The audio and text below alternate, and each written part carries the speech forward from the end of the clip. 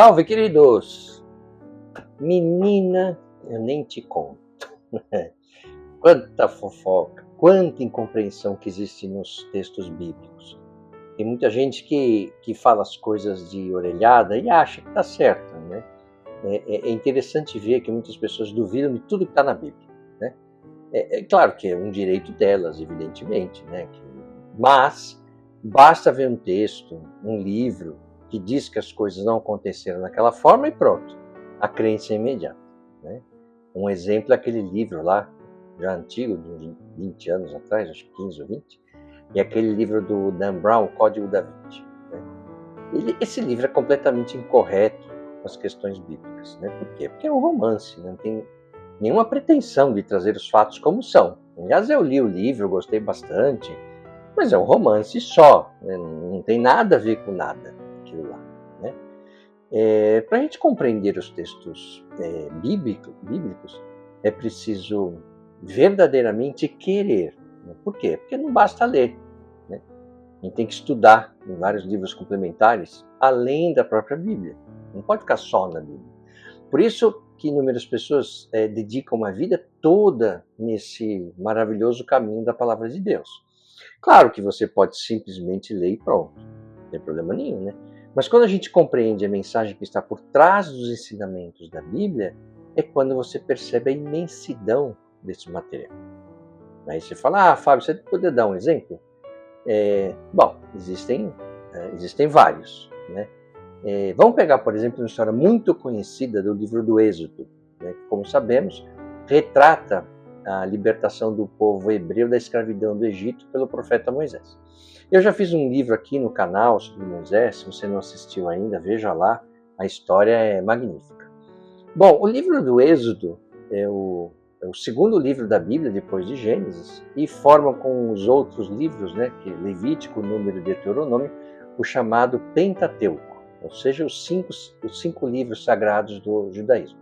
Na passagem mais impressionante, né, o povo hebreu sai do Egito após as 10 pragas e chegam até o Mar Vermelho, né? As tropas do faraó estão indo ao encalço do povo e o que acontece, né? O mar se abre, o povo atravessa. E aí quando as tropas egípcias estão no meio do mar, ele se fecha de novo e mata todo mundo afogado. Bom, essa é a história que você provavelmente conhece, que você pode ler, tá lá, enfim, né? Mas o melhor de tudo, sabe o que é? São os detalhes. Então, assim, na história a gente lê e acha que é isso aí e acabou. Não, as pessoas não chegaram no mar e o mar abriu e acabou. Chegou lá, o mar abriu, atravessou, fechou, matou todo mundo afogado, os egípcios e acabou a história. Não. Quando o povo estava parado olhando para o mar, souberam que as tropas estavam chegando, né? O que eles fizeram? Bom, uma parte queria voltar para a escravidão do Egito, né? Não, a gente se entrega de novo e beleza, a vida como ela é, e a gente fala para o faraó, foi mal aí. A gente já era escravo, quer dizer, né? O que pode acontecer? Uma outra parte queria guerrear com as tropas, claro que seriam massacrados, né? E uma terceira parte começou a orar a Deus. Se você fosse Moisés nesse momento, o que teria feito? Para qual grupo você teria dado ouvidos? Moisés resolveu não dar ouvidos a ninguém e perguntar a Deus o que ele deveria fazer. E aí Deus disse a Moisés, diga ao povo para entrar no mar. E aí Moisés falou, pode entrar no mar. Um olhou para a cara do outro e falou, cara, como assim? O primeiro a entrar no mar foi um tal de Caleb, que aliás, ele seria um dos 2 que chegou na Terra Prometida depois de 40 anos no deserto, né? Porque confiou em Deus, no retorno dos espiões, mas isso é outra história, né? Também interessante. E aí ele foi entrando, o povo olhando e a água subindo. E ele subindo, andando e a água subindo. Apenas quando a água chegou em suas narinas, é que o mar se abriu e o povo atravessou. Então assim, a gente pode tirar inúmeros ensinamentos dessa passagem, mas vou trazer apenas 3. Primeiro que houve alguém que verdadeiramente creu e entrou no mar. Os outros ficaram, como assim entrar no mar, né? E mesmo com a água subindo, ele continuou andando, o que é uma prova de fé, né? Continuou andando. Se Deus falou para entrar no mar, eu estou entrando e vou andar, né? Segundo, Teve pessoas que chegaram molhadas do outro lado da travessia do mar, né? E outras chegaram totalmente secas. Isso quer dizer o quê? Que uma liderança, muitas vezes, ela deve mostrar o caminho e se sacrificar pensando no bem da comunidade toda. Por isso que ele vai à frente, né? E para facilitar o caminho da comunidade ou do grupo que ele lidera. Terceiro, o fato de a água ter chegado às suas narinas é interessante, porque quanto mais orgulhosa é uma pessoa, mais de nariz em pé ela é, como se fala, mais ela demora para ouvir a palavra de Deus, né? Esse é o tipo de ensinamento que aprendemos na Bíblia quando estamos dispostos a estudá-la com atenção. A Bíblia ela é, como nós sabemos, né, um dos textos mais influentes da história, sendo considerada por bilhões de pessoas como uma obra sagrada.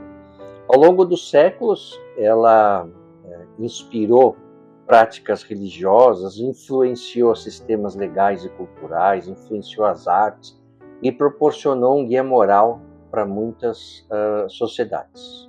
Muitos dos hábitos da cultura, principalmente ocidental, que nós vemos até hoje, vem dali, né?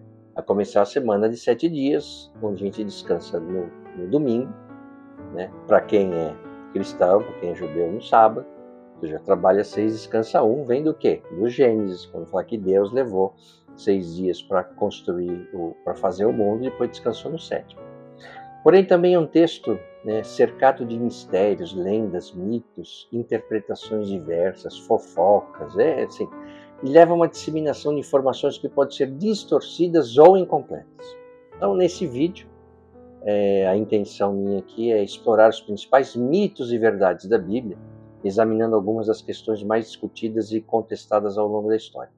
Então, vamos analisar desde aspectos literais até interpretações teológicas e culturais, buscando trazer uma visão equilibrada e informada. Então eu separei para esse vídeo uma lista de 23 mitos. Vamos a eles. Mito 1. A Bíblia foi escrita por uma única pessoa. Qual que é a verdade? A Bíblia foi escrita por múltiplos autores, ao longo de muitos séculos. Então não foi como a gente pensa, né? Um escritor pega, escreve um livro, publica e tal, e vende. Não. Muitas vezes as pessoas pensam que a Bíblia foi escrita de uma única vez, por uma única pessoa, durante um curto período. Na realidade, a Bíblia, aliás, Bíblia é o coletivo de livros, né? Assim, vários livros juntos formam a Bíblia. Essa coleção de livros, composta por 2 testamentos, o Antigo e o Novo, que foram escritos por diferentes autores em épocas variadas. O Antigo Testamento, por exemplo, contém textos de data de cerca de 1200 anos antes de Cristo, até o século V a.C., né? Aí depois tem aquele intervalo, que é o silêncio, né? Enquanto o Novo Testamento foi escrito no século I depois de Cristo. Cada autor traz sua perspectiva, contexto cultural, experiências pessoais, resultando em uma diversidade de estilos literários, desde poesia, profecias, narrativas históricas, até cartas e hinos. O Antigo Testamento, você vê lá os livros, e cada um contando uma história, uma parte dela, né? No Novo Testamento, quando você pega os evangelhos, né, Mateus, Marcos, Lucas e João, é outra pegada, porque os 4 contam a sua versão sobre a mesma história, a história de Cristo, até a sua crucificação. Então é muito legal. Mito 2. A Bíblia sempre existiu no formato atual. Qual que é a verdade? O cânone bíblico, ou seja, a coleção de livros que compõem a Bíblia, foi estabelecida ao longo de muitos séculos. O que conhecemos como Bíblia hoje nem sempre foi uma coleção fixa de textos. Durante os primeiros séculos do cristianismo, havia muitos livros evangélicos em circulação. Nem todos eles foram incluídos no que chamamos de Bíblia. O processo de canonização, que significa selecionar os livros que fariam parte do texto sagrado oficial, foi longo, foi debatido durante muito tempo. Somente por volta do século IV depois de Cristo, no ano 300, mais ou menos, que o cânone do Novo Testamento foi mais amplamente aceito após muitos concílios e debates teológicos. No entanto, até hoje há variações entre os cânones das diferentes tradições cristãs, como a católica, ortodoxa e protestante. Mito 3. A Bíblia apoia a escravidão. Qual que é a verdade? A Bíblia reflete as práticas culturais de sua época, mas também contém passagens que denunciam a opressão e defendem a dignidade humana, né? A Bíblia dizem que ele é um livro inspirado por Deus e falado na linguagem humana, senão quem que entenderia, né? E é verdade que a Bíblia, especialmente no Antigo Testamento, inclui regulamentações sobre a escravidão. Então, por exemplo, no livro do Antigo Testamento, livro de Levítico, no capítulo 25, fala disso, né? No entanto, é importante lembrar que a escravidão na Antiguidade, especialmente nesse contexto bíblico, não era necessariamente a mesma forma brutal de escravidão que a gente conhece do período colonial, né? Os navios negreiros que chegaram aqui na costa do Brasil, enfim.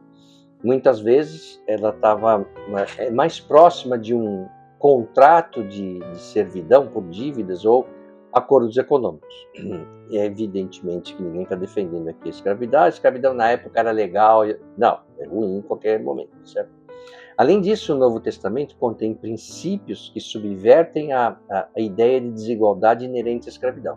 Então, no livro de Gálatas, né, Paulo de Tarso escreve a carta aos Gálatas, afirma que não há judeu, nem grego, nem escravo, nem livre, homem nem mulher, pois todos sois um em Cristo Jesus.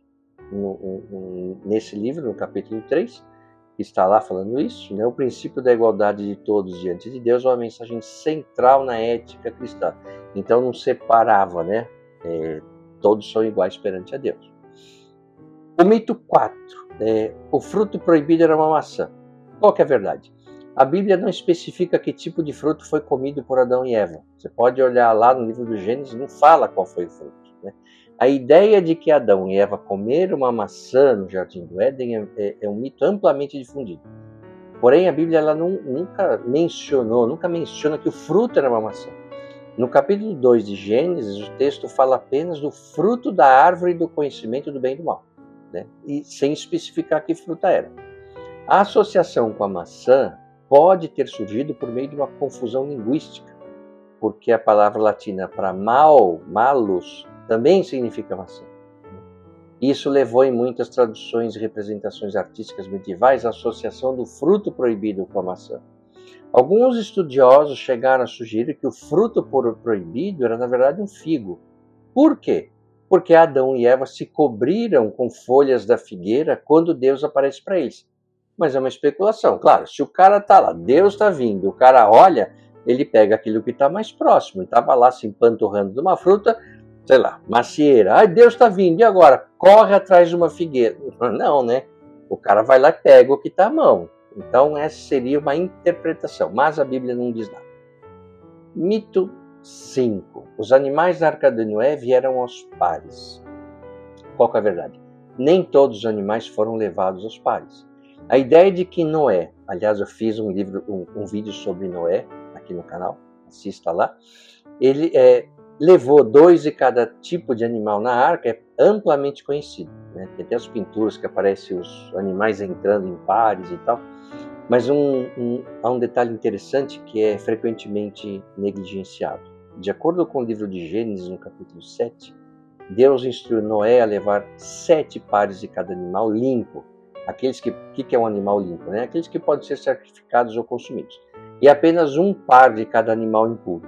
Essa distinção, muitas vezes, ela é ignorada nas representações populares da história de Noé, que simplificam o relato para facilitar o entendimento, né? Porém, o texto bíblico é mais complexo e detalhado do que muitas vezes é representado. Evidentemente, né, o texto bíblico ele é cheio de detalhes e tal, e assim, as pessoas querem contar na forma mais simples possível. Então, tira os detalhes e conta, e a gente acha que aquilo é o que está na Bíblia, né?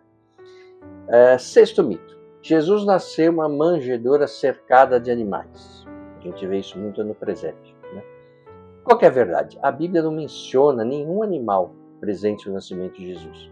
Então, a imagem tradicional do nascimento de Jesus em um estábulo cercado por bois e burros é na verdade, uma construção popular baseada em tradições posteriores, né? A narrativa do nascimento de Jesus, descrita no livro de Mateus, no capítulo 2, e no livro de Lucas também, no capítulo 2, eles mencionam que Jesus foi colocado em uma manjedoura porque não tinha lugar na hospedaria, né? No entanto, o texto bíblico não menciona a presença de animais. Por que não tinha lugar na hospedaria? Porque na época deles, né, de Maria e José, foi solicitado então o recenseamento, e para fazer o recenseamento você tinha que voltar ao local que você tinha, vamos dizer assim, o seu título eleitoral, né? Você tinha que voltar à cidade que você nasceu. Então eles foram para lá e estava cheio por causa disso e não tinha lugar para ficar, né? Então essa inclusão de animais em cenas da natividade pode ter sido inspirada por interpretações artísticas e culturais ao longo dos séculos, mas não tem nada no relato bíblico original. Um outro mito, número 7, Maria Madalena era uma prostituta.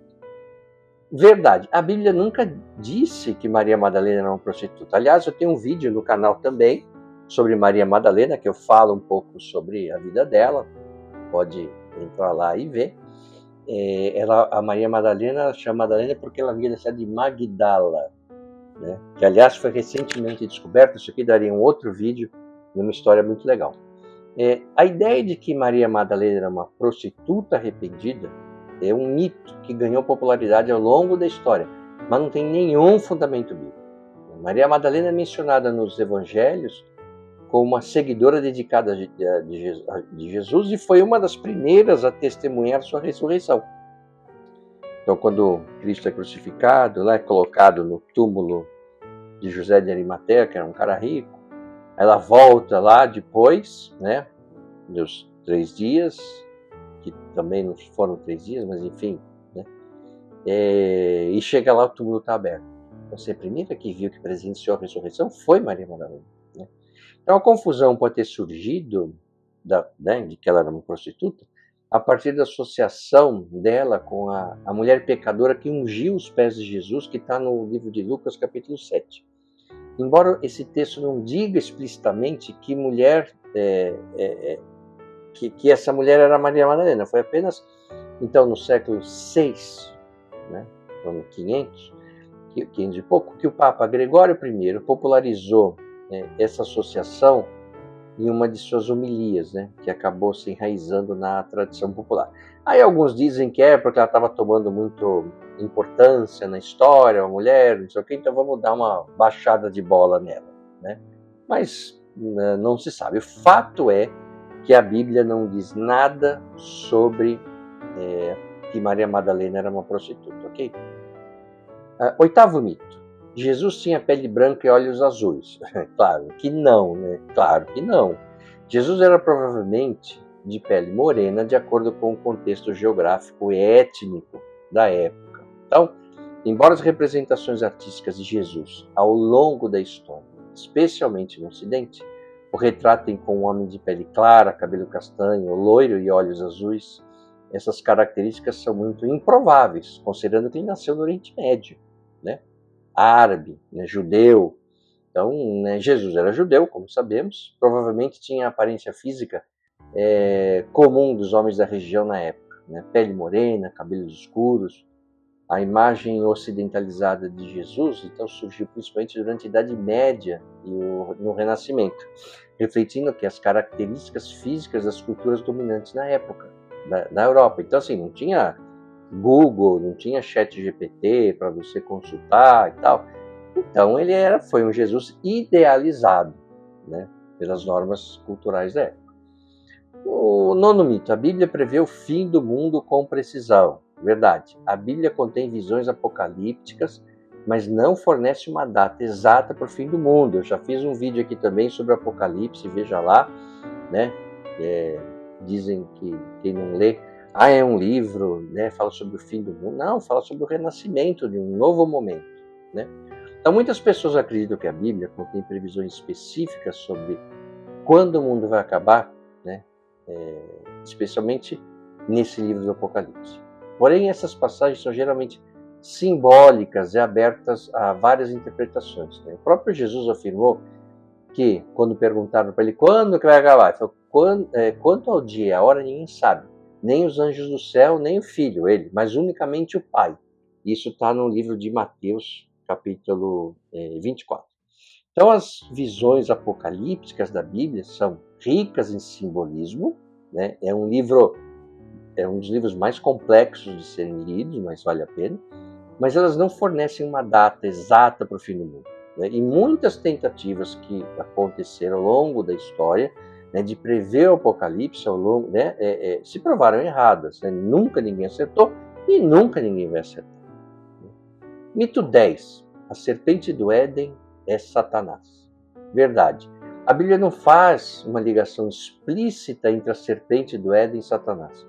Embora seja comum na tradição cristã identificar a serpente no jardim do Éden como uma manifestação de Satanás, o texto de Gênesis não faz essa associação explícita. Em Gênesis, no capítulo 3, a serpente é descrita como um dos animais mais astutos, mas a figura de Satanás como tentador aparece mais claramente em outros livros da Bíblia, como em Jó e no Novo Testamento. A identificação da serpente como Satanás se desenvolveu ao longo dos séculos, especialmente na literatura cristã pós-bíblica, e tornou-se ainda uma interpretação comum, mas não é diretamente afirmada no relato do livro do Gênesis. Mito 11. A Bíblia é contra o uso de tecnologia moderna. Eu não sei de onde vem isso, mas enfim. A verdade é que a Bíblia não faz menção direta à tecnologia moderna alguma. Por quê? Ela foi escrita em um contexto histórico muito anterior. Algumas interpretações religiosas mais radicais afirmam que a Bíblia condena o uso de certas tecnologias modernas, como a internet ou outros avanços tecnológicos. Porém, a Bíblia foi escrita em uma época que a tecnologia, como a gente conhece hoje, claro que não existia. Então, assim, em vez de condenar diretamente a tecnologia, a Bíblia oferece princípios morais e éticos que podem ser aplicados à forma como usamos a tecnologia e não contra a tecnologia em si. Então, por exemplo, Paulo escreve na carta 1 Coríntios, no capítulo 6, que tudo me é permitido, mas nem tudo convém. Eu falei disso também em outro vídeo aqui. Esse princípio pode ser aplicado ao uso responsável e ético da tecnologia na sociedade moderna. Até porque, né, a Bíblia foi escrita com o tipo de tecnologia que havia na época, que era o quê? O papiro, depois o pergaminho, uma pena e tinta, que, aliás, era muito caro escrever uma carta naquela época. Né? Papel custava muito caro, a tinta custava caro, a pena custava caro, as pessoas não eram alfabetizadas, então era muito difícil. Agora, não deixa de ser uma tecnologia, né? Papel, papiro e a pena e a tinta. Mito 12. A criação do mundo ocorreu há 6.000 anos. Qual que é a verdade? A cronologia bíblica tradicional, que sugere uma criação de cerca de 6.000 anos atrás, é apenas uma das interpretações. A crença de que o mundo foi criado há aproximadamente 6.000 anos vem de uma interpretação literal da cronologia bíblica, baseado em genealogias encontradas no Antigo Testamento. Porém, muitos estudiosos e teólogos cristãos não veem essa cronologia como literal. Em vez disso, entendem os relatos da criação em Gênesis como metáforas ou alegorias que transmitem verdades espirituais, mas não necessariamente científicas. O que aconteceu? Um dia alguém, um cara, que eu não lembro o nome dele agora, ele pegou a genealogia das pessoas, não sei o que, começou a fazer as contas, blá, blá, blá, voltou tudo para trás, não sei o que, deu o quê? Por volta de 6.000 anos. Foi daí que veio. Bom, a ciência moderna sugere que a Terra tem cerca de 4 bilhões e meio de anos. Né? E muitos cristãos veem a fé e a ciência como complementares em vez de conflitantes. Eu fiz um vídeo aqui também no canal que conta, né, a diferença entre os aspectos, né, religiosos, de fé e de ciência, né, falando um pouco disso. Mito 13. A Bíblia apoia a poligamia. Qual que é a verdade? Embora a poligamia seja praticada por alguns personagens bíblicos, é verdade, o ideal bíblico de casamento é monogâmico. Então, no Antigo Testamento, várias figuras importantes como Abraão, Davi, Salomão, têm várias esposas e concubinas. Porém, Isso reflete as práticas culturais da época. E não tem nada a ver com a Bíblia. E não necessariamente tem uma aprovação divina.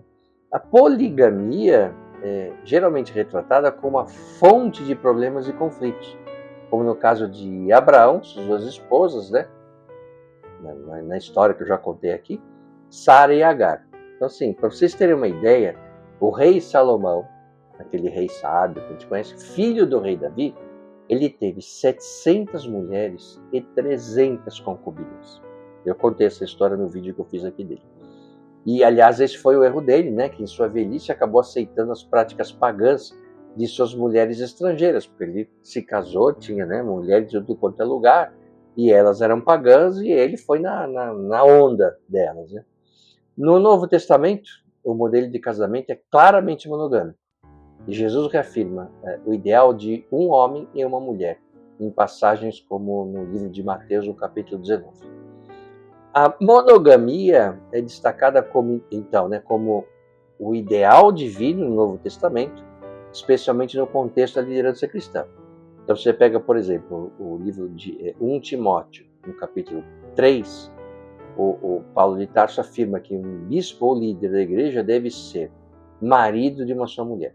Embora a poligamia fosse permitida ou tolerada no contexto cultural do Antigo Testamento, o princípio fundamental subjacente à visão cristã do casamento é o de uma união exclusiva e comprometida entre um homem e uma mulher. Então é mais ou menos como se fosse o seguinte: suponha que a Bíblia tivesse sido escrita em 1960 e daqui a 2000 anos o pessoal estivesse lendo lá e falasse na Bíblia que Deus incentivava as pessoas a fumar. Por quê? Porque tinha comercial de cigarro. Deus nunca falou nada de cigarro, as pessoas fumavam, entende? Então é a mesma coisa. As pessoas estavam, né, tinham esses hábitos que inclusive Deus condenava, tá certo? Então, assim, fazendo uma comparação um pouco estranha, é verdade, mas a poligamia era um hábito da época em que Deus não aprovava, né? Mito 14. Todos os milagres da Bíblia podem ser explicados cientificamente. E qual que é a verdade? Né? Muitos milagres bíblicos transcendem as explicações científicas.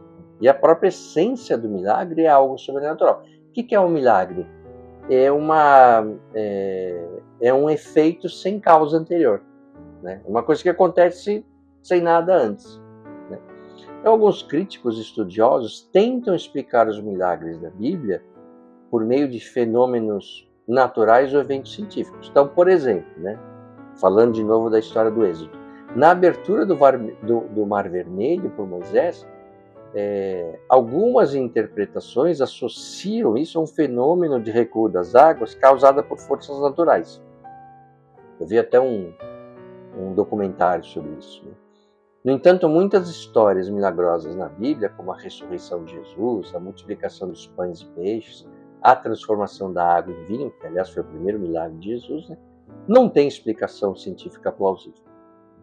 A natureza dos milagres é justamente a intervenção divina no curso normal dos acontecimentos. Então, para a fé cristã, os milagres são sinais de Deus e não estão sujeitos às leis naturais. Não só a fé cristã, né? Embora alguns possam tentar encontrar explicações racionais, os milagres são vistos principalmente como atos de Deus que transcendem o entendimento humano, e por isso que a gente não pode explicar, e por isso que é milagre. Mito 15. A Bíblia proíbe a mulher de ter voz ou posição de autoridade. Qual que é a verdade?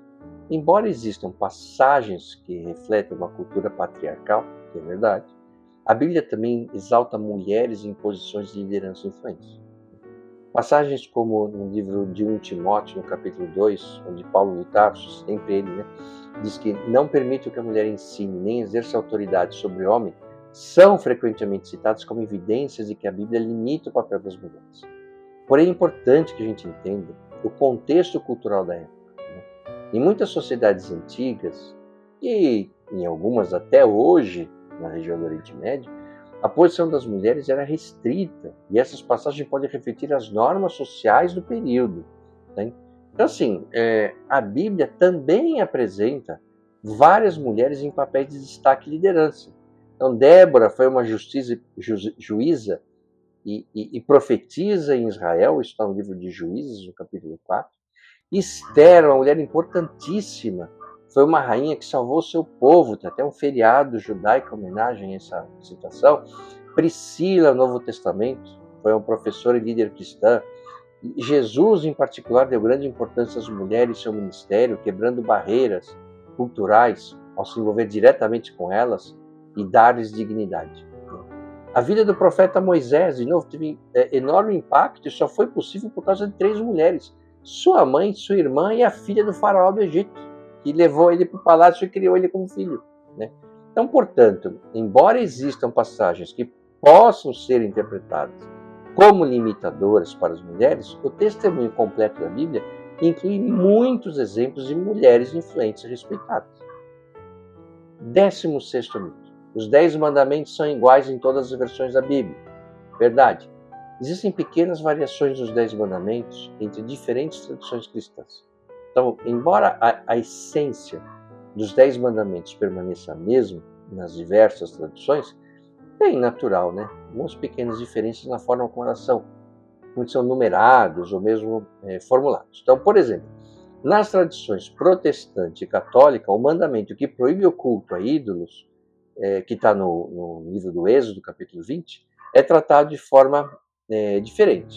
Na tradição protestante, o mandamento de não ter outros deuses e o de não fazer imagens são considerados separados. Já na tradição católica, esses 2 preceitos estão vistos como parte do mesmo mandamento. Então, essa diferença leva a uma numeração ligeiramente diferente entre as tradições, muito embora o que é o mais importante, o conteúdo moral dos mandamentos permanece o mesmo. Mito 17, isso daqui é bem discutido. O dilúvio bíblico cobriu toda a Terra. Qual que é a verdade? Alguns estudiosos acreditam que o dilúvio de Noé pode ter sido um evento local e não global. Então, o relato do dilúvio em Gênesis é um dos mais famosos da Bíblia, né? A gente conhece, já viu o filme disso, e descreve como as águas cobriram toda a terra. Isso está no livro de Gênesis, no capítulo 7. No entanto, muitos estudiosos e cientistas apontam que não há evidências geológicas de um dilúvio global. Em vez disso, é possível, talvez provável, que o relato bíblico esteja baseado em um evento de inundação local e catastrófico, que foi interpretado pelos povos da época como cobrindo o mundo conhecido por eles. Então, essa interpretação não diminui a mensagem teológica do relato, claro, porque foi uma inundação no mundo inteiro ou foi só regional? O que importa isso? É como você ler um poema e querer saber, mas esse papel aqui qual a gramatura dele, né? Foi escrito qual a tinta, sabe? Foi uma caneta esferográfica ou uma caneta de pena? O que importa isso? Né? Então, assim, a aliança de Deus com Noé e a promessa de que a terra não seria mais destruída por um dilúvio coloca o evento em um contexto histórico e geográfico mais realista e pouco importa se foi global ou local. 18º mito. A Bíblia foi alterada e corrompida ao longo dos séculos. Qual que é a provável verdade? Apesar de pequenas variações de manuscritos, a essência da Bíblia foi preservada com grande precisão, aliás. Muitos críticos afirmam que a Bíblia foi alterada, corrompida ao longo do tempo, especialmente porque os manuscritos originais não existem mais. No entanto, graças a uma grande quantidade de manuscritos antigos, como os próprios manuscritos do Mar Morto, os estudiosos podem comparar e reconstruir o texto bíblico com uma precisão impressionante. Existem variações menores dos manuscritos, como erro de copistas ou diferenças no vocabulário, mas a mensagem central e os principais ensinamentos da Bíblia permaneceram notavelmente consistentes. O processo de preservação do texto bíblico é considerado um dos mais rigorosos da Antiguidade. E sobre os manuscritos do Mar Morto, eles foram uma das descobertas arqueológicas mais importantes do século XX. Eles foram encontrados entre 1947 e 1956, em uma série de cavernas na região de Qumran. perto do Mar Morto, que hoje é a Cisjordânia. Foi uma descoberta acidental feita por um jovem beduíno pastor de cabras chamado Muhammad el-Dib. Certamente eu falei errado o nome dele, né? Mas enfim. E ele encontrou, né, os primeiros jarros contendo pergaminhos enquanto procurava por uma das ovelhas de seu pai. Né? Então ele estava cuidando das ovelhas, uma ovelha sumiu, e sabe que perder uma ovelha é complicado, é como se, sei lá, teu pai tem assim, ele te dá 10 frotas de carro para você gerenciar, e você perde um carro. É a mesma coisa. Então, assim, grave o negócio. E aí ele foi procurar. E aí ele viu lá uma caverna. Será que a ovelha entrou aí? Em vez de ele entrar, eu também não sou tonto, vai que eu entro lá e tem um bicho gigante e me come, sei lá. Ele pega uma pedra e jogou para ver se a ovelha faria algum barulho. Aí eu vi um barulho do quê? De algo quebrando, né? E aí ele foi lá, viu que era um jarro e que tinha quebrado com a pedrada dele, e viu outros jarros, e aí apareceu, depois acharam outras cavernas, enfim, né? E aí quando foram ler os pergaminhos, viram que as histórias bíblicas eram exatamente aquilo que estava sendo contado. Mito 19. A Bíblia foi escrita em inglês. Não sei, juro que de onde veio isso, mas enfim. A Bíblia, claro, foi originalmente escrita em hebraico, aramaico e grego. Né? E as traduções para o inglês e outros idiomas, elas surgiram assim, muito tempo depois. Né? Algumas pessoas, especialmente de cultura anglófona, podem ter a impressão de que a Bíblia foi escrita em inglês, especialmente por causa da popularidade da tradução da King James, né? Que, aliás, é uma Bíblia muito legal, complexa de ser lida. Existem vários, NVI, Almeida, Nova Almeida, King James. Certo? A que eu uso aqui, que eu falo para vocês, é a Mensagem, porque é a Bíblia mais acessível. Né? Eu sei que tem vários críticos, mas ela não traz a realidade das coisas. Sim, mas você pega essa King James, cara, um neófito, você não vai conseguir ler, entendeu? Bom, então, o Antigo Testamento foi escrito em hebraico, com pequenas partes em aramaico, enquanto o Novo Testamento foi escrito em grego. Por quê?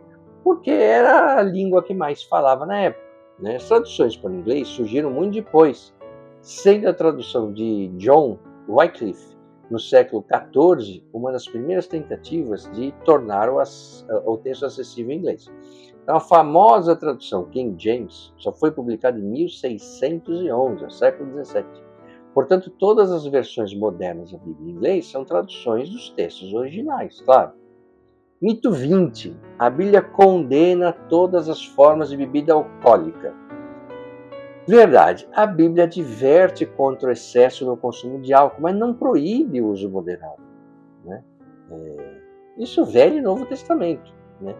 A Bíblia contém várias passagens que advertem sobre os perigos do consumo excessivo do álcool, claro, como em Provérbios capítulo 20. O vinho, que lá diz, né? O vinho é escarnecedor e a bebida forte alvoroçadora. Todo aquele que neles errar nunca será sábio. Aquele que meteu o pé na jaca não é legal, é isso que quer dizer. Né? No entanto, ela não proíbe o consumo moderado de álcool. Na verdade, o vinho era uma parte comum da dieta das culturas bíblicas.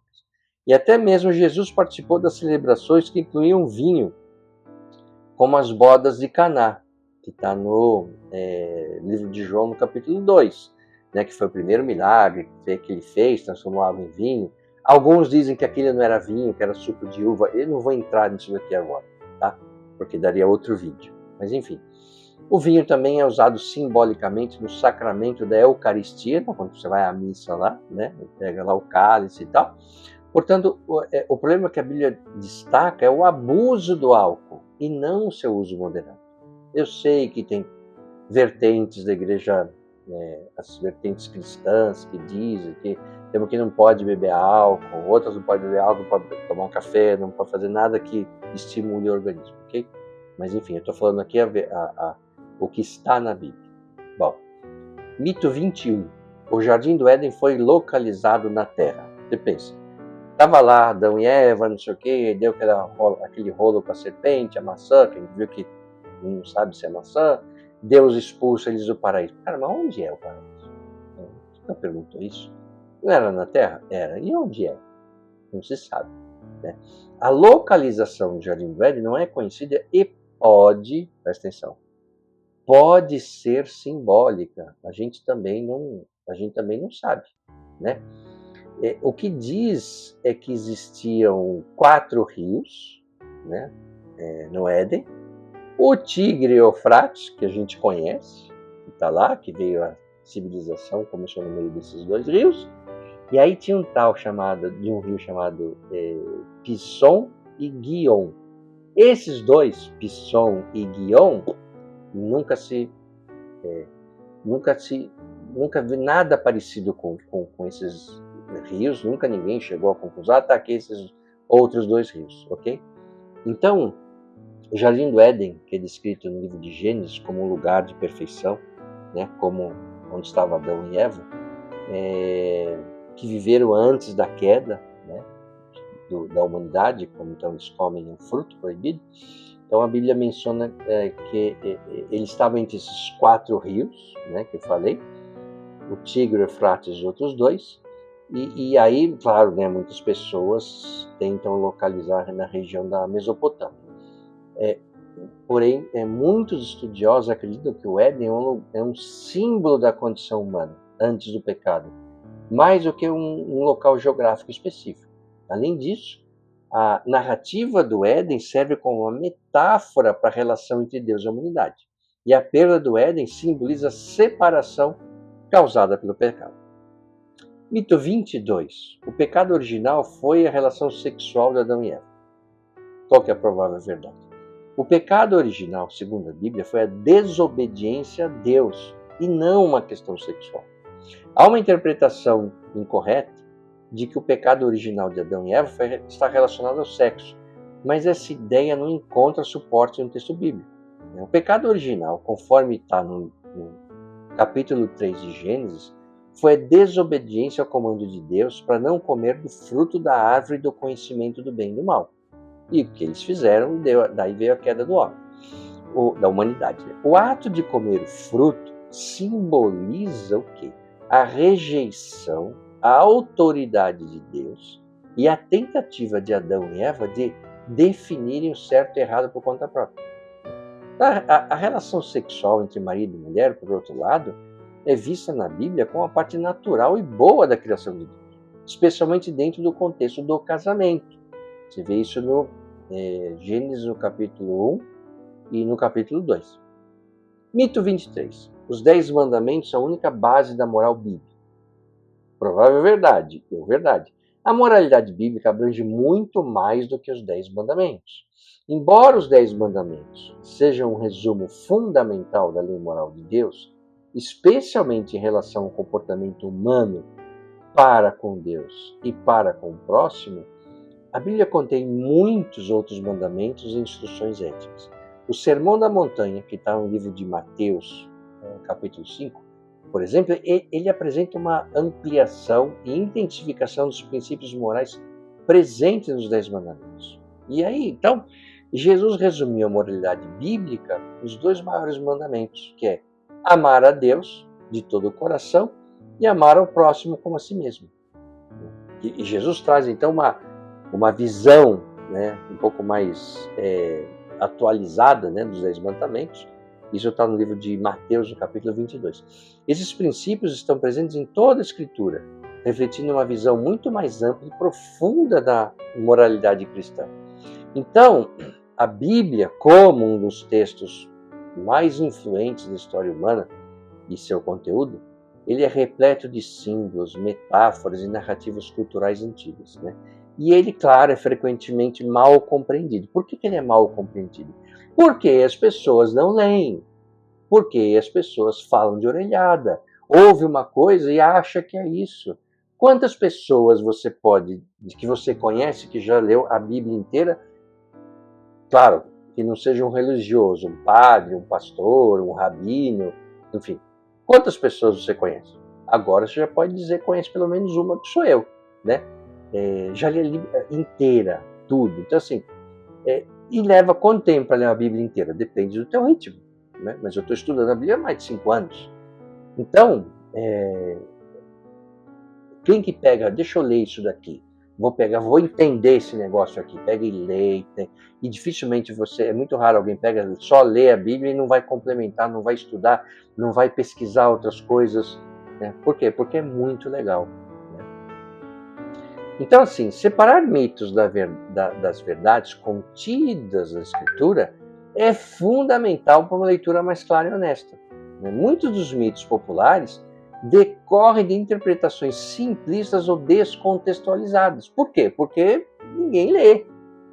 Enquanto as verdades da Bíblia se revelam ao longo do tempo através de um estudo mais profundo e contextualizado.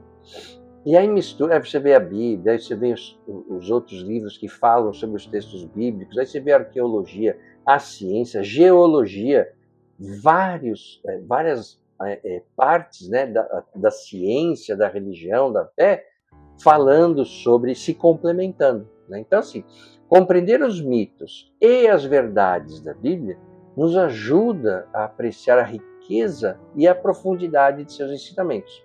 Ao mesmo tempo, que nos dá uma visão mais ampla da relação entre fé, cultura e história. Ao desvendar os mitos, não apenas desmistificamos mal entendidos, que era o objetivo desse vídeo, mas também encontramos novas maneiras de aplicar as lições atemporais da Bíblia em nossas vidas modernas. É claro que eu trouxe aqui, como eu falei, alguns mitos, uma quantidade gigantesca, talvez eu faça o vídeo 2 sobre esses mitos. Ok? Então, um abraço e até o próximo vídeo. O que você acaba de assistir é um resumo, está repleto de simplificações, mas a visão geral é esta mesmo. Agora, se você quiser saber como de fato tudo aconteceu, aí você vai ter que ler a Bíblia.